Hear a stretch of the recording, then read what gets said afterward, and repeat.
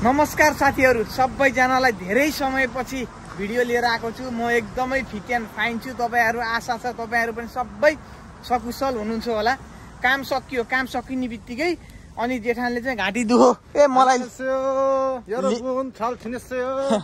मलाई लिएर हिँड्दै हस्पिटल म एक्लै भएँ। म फत्र परे भनेपछि लैजानु परेन हजुर। अनि लिएर आउँदैछु। अनि श्रीलङ्काको एकजना दाइ थिए, दाइ ल हामी जानु पर्यो त्यसमा लैदेऊ भनेको।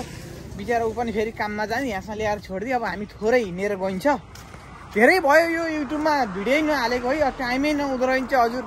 यो परदेश आसी हजुर, यो असार साउना गोरु जोत्न गयो जस्तो बिहानै जोत्न गएको छ, बेलुका जोत्नु छ। यस्तो गाह्रो भइसक्यो। कहिले काहीँ बाहिर आउँदा एकैछिन भयो नि रमाइलो हुन्छ। चप्पल सप्पल लाएर आउनु हो तपाईँ त जेठन के हो हजुर? हाम्रो नेपालमा नि हो त्यस्तै बिल्डिङहरू हुने हो नि अपार्टहरू के। तर सस्तो भएर गरी त बस्न मजा आउँछ। नेपालमा त सकिन्न के, महँगो हुन्छ के, गाह्रो हुन्छ। ल अब हामी अनि खाना नि बाहिर खाने आज खाना। म चाहिँ सिक्ताङमा गएर अनि हजुरलाई देखिनँ, सिधै गएँ नि त म। जेठान खोइ भनेको त हुन्न भने कान्छाहरूले। अनि त्यसपछि तु त्यही खाना खाइदिनु जस्तो भएको थियो, हजुर रिसा हुन्छ भनेर फेरि होइन। म त कहाँ सिधै म पनि तल बसिरहेको छु न। तर जाने बेला एकचोटि गएँ पनि नभन्नु क्या। आज म बिजी भयो बेला कसम तपाईँ यार। तिमी त बिजी भयो, म तल आएँ नि त। तल आएँ बुढीसँग गफसप गऱ्यो भने त्यहाँदेखि हिँडिहाल्यो क्या भन्ने।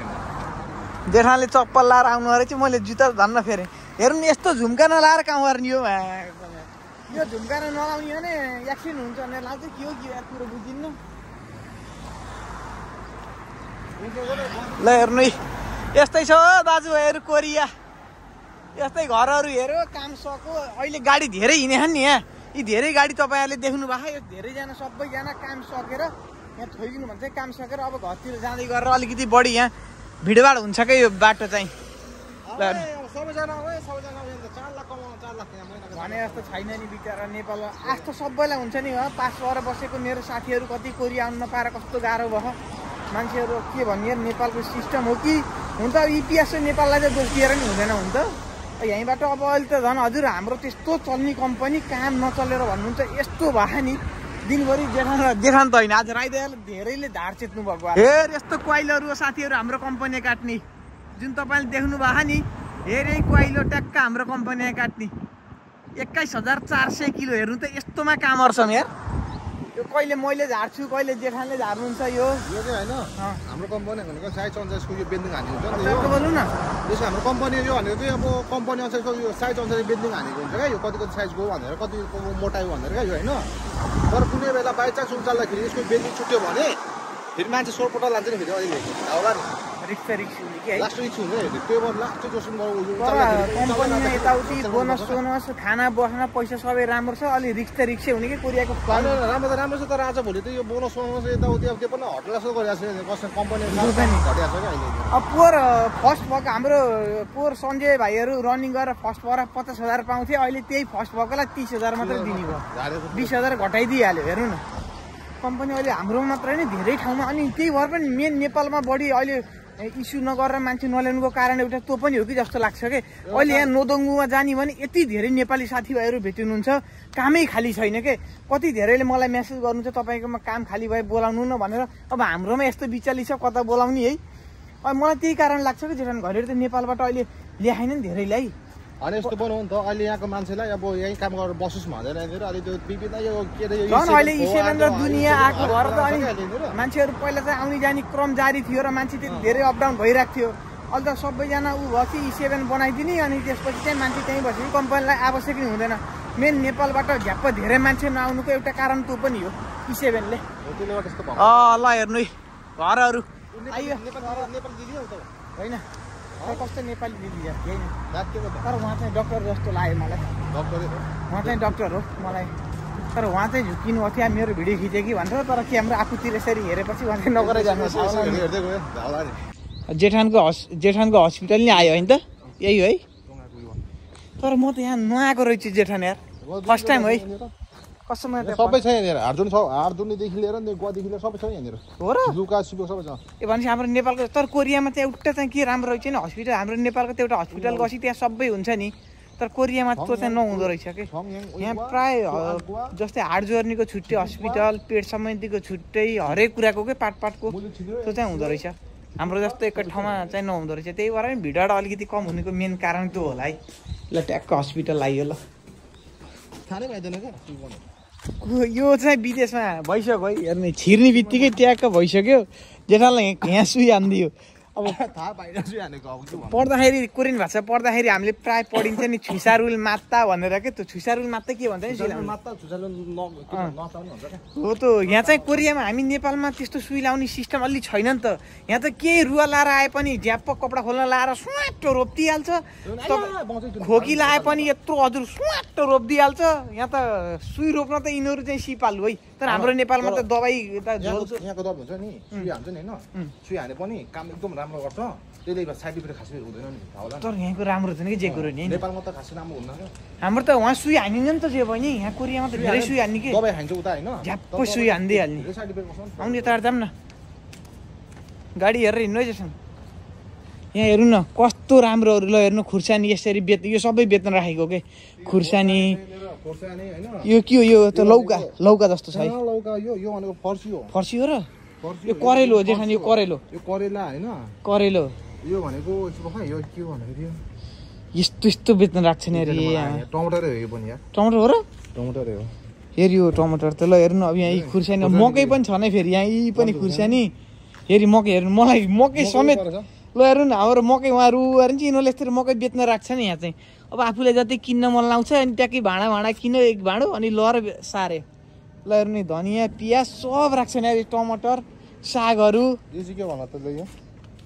ए यो त हामीले कहिले काहीँ त्यो बुढीले खान दिन्छ नि त्यो नाम त थाहा छैन ल यस्तो धार्यो खाने झार है हजुर यो खोइ रायोको साग यो रायोको साग यो तर यो चाहिँ हामीले खाए अहिले त सानो छ ठुलो भएपछि चाहिँ हामीलाई किचनमा यस्तो हालेर खाना दिन्छन् कि यिनीहरूले खोइ नाम त जान्दिनँ मैले तर मिठै हुन्छ जियोस् जाम र जेठानको टक्क हस्पिटल नि भएर झ्याप्जु जेठानलाई सुई हानिदियो कहाँ हानिदियो र जेठान पिछाडो सुई हानिदियो अब टक्क लाएर गएर अब हेर्नु भात यति धेरै खाइन्छ मजाले एक कुन्थाल भात खाएर दाजुभाइ च्याप्प चलिन्छ होइन त यही हजुरी कहिले काहीँ बजार हेर्न यता आउने हो यता आसी बजारहरू यसरी हेर्न पाइन्छ बजार हेऱ्यो हिँड्यो बाटोहरू न कस्तो दामी छ हाम्रो नि हुन त अहिले त हाम्रो घरतिर नि यस्तो हुँदैछ बिस्तारै तपाईँलाई घरको याद कतिको आउँछ जेठान घरको याद भनेको अस्ति एकचोटि घर पुगेर आएको थिएँ छुट्टीमा छुट्टीमा आएको थिएँ लगभग 1-2 महिना सता आइहाल्यो यादै पछि मलाई हिँडेर आएपछि भाउजूको याद लास्टै आउँछ अहिले त खासै त्यस्तै धेरै याद आउँछ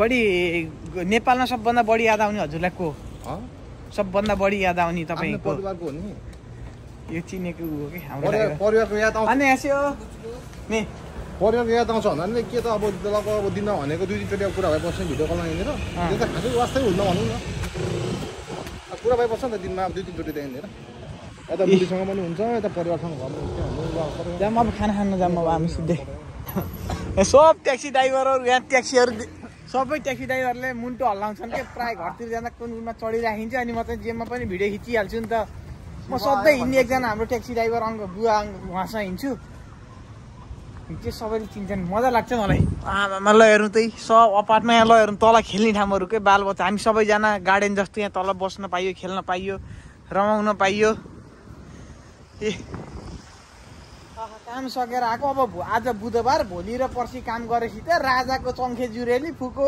फुको है हजुर फेरि त्यो मजा आउँछ आज बुधबार होइन आज बुधबार भोलि र पर्सि 2 दिन हान्न पाए त 2 दिन त फेरि 2 दिन काम हान्न पाए त 2 दिन त फेरि तर जति जे कुरा अरे नि जेठान शनिबार र आइतबार सुत्न त फेरि मजा आउँछ नि त जे भयो होइन बानी त भइसक्यो क्या बानी यहाँ नयाँ रक्सी बार खुले यस्तो दामी काम गरिएको छ दौडिया छ भगवान् यो जेठान यत्रा घर जेठान भूकम्प जाँदा केही हुन्छ हुन्न होला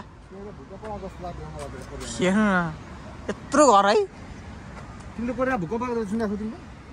कोरियामा आउँछ नि भूकम्प त किन्न आउने हो तर भूकम्प गयो यिनीहरू फेरि भूकम्प प्रतिरोधात्मक हुन्छ कि त्यो चाहिँ हुन्छ यहाँको चाहिँ हस्पिटलबाट दबाई किनेर पनि अब हामी ट्याक्क खाना खाने ठाउँमा हामी आइसक्यौँ नि गाडीको जाम रहेछ हामीले खाना खाने त्यहाँ हो आज जेठानले ननाटी भन्नु कति कटाउनु ए ठ्याक्क खुलेर चाहिँ दौडिन्छ अहिले फेरि यहाँ रातो बलिहाल्छ के कस्तो दामी हो नि आम्मा ठ्याक्कै रातो बल्यो यार दौडिँदै कति कटेर भात खानुहुन्छ आज? आज 3 त जान्छ होला यार। 3 म पनि 2-3 त खान्छु। यस्तो गदाले चाहिँ काम गरिन्छ यार। तर हामी एउटा कुरो यहाँसी जानियो, नेपालमा भएको सबै मान्छेले आफ्नो देशमा यस्तरी नै के जस्तो कोरियनले काम गर्छन् नि, अब हो त्यस्तरी काम गर्ने नि हाम्रो देश चाहिँ बवालै हुन्छ है। तर हामी सबैले चाहिँ गरिन्न, अर्का देश आएर टोयलेट सोर्न पाए नि मजाले सोर्दिने, अन्त फेरि पैसा नि आउँछ, अन्त त्यो भएर नि हो। अनि तर फेरि एउटा कुरो चाहिँ के मलाई के कुरा चाहिँ राम्रो लाग्यो भन्नु न, यहाँको कोरियामा चाहिँ के कामको चाहिँ इज्जत के हुन्छ नि, त्यो नेपालमा त कामको इज्जत अनुसारको मान्छे यसले त्यस्तो गर्दो रहेछ भन्ने चलन छ नि, कोरियामा त छैन क्या। सबै मान्छे समान हुन् के, चाहे त्यो झाडु लाउने किन नहोस्, चाहे त्यो म्यानेजर किन नहोस्, सबैजनाको बोली वचन शिष्ट त एकदमै राम्रो छ के, त्यो एकदम मनपर्छ। ए खाना खान आयो यहाँ, फेरि जुत्ता खोलेर सिक्ताङमा जानुपर्छ। यहाँ फेरि यस्तो भैया बसेर खाने ल। यहाँ कुना बस्नु नि, त्यहाँ हो, त्यहाँ बस्नु। कोरियामा चाहिँ भैया बसेर खाने सिस्टम हुन्छ क्या, यस्तो खालि आउने। म फेरि सुरुमा कोरिया आउँदा केटा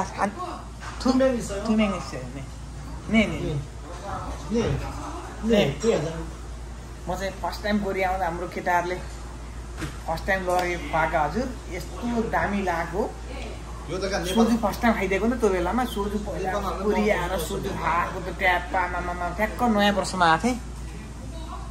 भोकला है अब हामी खाना खान्छौँ। अनि त्यस भेराइटी आउन सुरु भइसक्यो। यो चाहिँ मुलाको खिम्ची, यो कलर, यो सोजु खानुहुन्छ? सोजु खानु मन छ भने भन्नु है। हेर्नु न, टक्क यसरी लिने हो। पहिला त यो चलाउनु नि जानिन्थेन यार, टक्क यसरी लिने, अनि यस्तो दामी आउँछ। ल अब हामी खाना खान्छौँ है त पहिला साथीहरू। अनि ल हजुर खाना साना खायौँ, कसम 4 कटौरो रन्काइदिएँ। यत्रो खै विशेष हुन्छ यार भुँडी देखाउँदा त यार, के अरे। तर नेपालको यस्तो हो, एउटा कुरो मलाई चाहिँ के याद भयो भने नेपालमा अलिअलि मोटाउनु सुरु भएको थियो। पहिला कराते खेल्थेँ नि त म, ल हेर्नु न शरीर कस्तो थियो। अनि यहाँ पहिला अनि नेपालमा चाहिँ साथीभाइहरूले कोरियाबाट आएको दाइहरूले के भन्थ्यो भने, त कोरिया गएपछि तेरो भुँडी पड्किन्छ, ए त यस्तो हुन्छस् भन्थे। ओहो, अनि मलाई डर लाग्थ्यो, मा डेन्जर हुँदो रहेछ, काम पनि त्यस्तै होला यार है भन्ने जस्तो लाग्थ्यो। यहाँ आसी हजुर झन् होइन, यहाँ चाहिँ गाडी भेट्दैन, हामीतिर जानुपर्छ। झन् बढी ए ठ्याक्क खुलो, झन् बढी मोटाइयो होइन। अनि त्यसपछि त के अरे खाना पनि त्यस्तै खाइन्छ। आज पनि 4 कटौरो भात खाइदिएको हजुर, सबैले हेरे। अब के गरौँ, जेठान समेत आत्तिनु हो। अब नहा त अरूले हेरे बिजेत भयो अरे कि, त्यही भएर मलाई 2 जना मात्रै हराएर हेर्दाको खान जानु मलाई मन लाग्दैन कि। 5-6 जना भयो भने अरूले नि मगाएको भन्ने हुन्छ, र अरूले मगाएको भन्ने नाउँमा आफूले खान पाइन्छ। अनि एक्लै भएर त म प्रायः जान्न भन्दा नि हुन्छ यार। 3 कटौरो खाएर उठ्नुपर्छ। 4 कटौरो 5 कटौरो खान्छ लाज हुँदैन अनि कहाँ जान्छ एक्लै त? लाज होइन कि, अब अगाइन त कसो गरौँ त नि। ल अब हामी आज कामसाम सक्यौँ, दाइको गाडीमा आयौँ, जेठानको हस्पिटल नि गइयो। अब हामी एक रुममा जान्छौँ, बसिन्छ। यस्तै छ हजुर कोरिया एक त हो। ल अब माथि गएर गाडी चढेर हामी घर जान्छौँ। तपाईँहरू पनि भिडियो हेर्नु होला, धेरै भयो मैले भ्लग नबनाएको, टाइमै नहुने के, त्यही भएर तपाईँहरू आफ्नो ख्याल गर्नु होला, राम्रोसँग बस्नु। सबैजनालाई शिव भाइको एकदमै मनदेखि धन्यवाद छ, माया गरिदिनु भएको छ, अझै माया गर्नु होला। जस्तो अवस्था भयो नि खुसी हुनु होला, हामी एक दिन मरेर जानुपर्छ है, अझम्बरी कोही छैन, सबैसँग राम्रो मेसो गरौँ ल।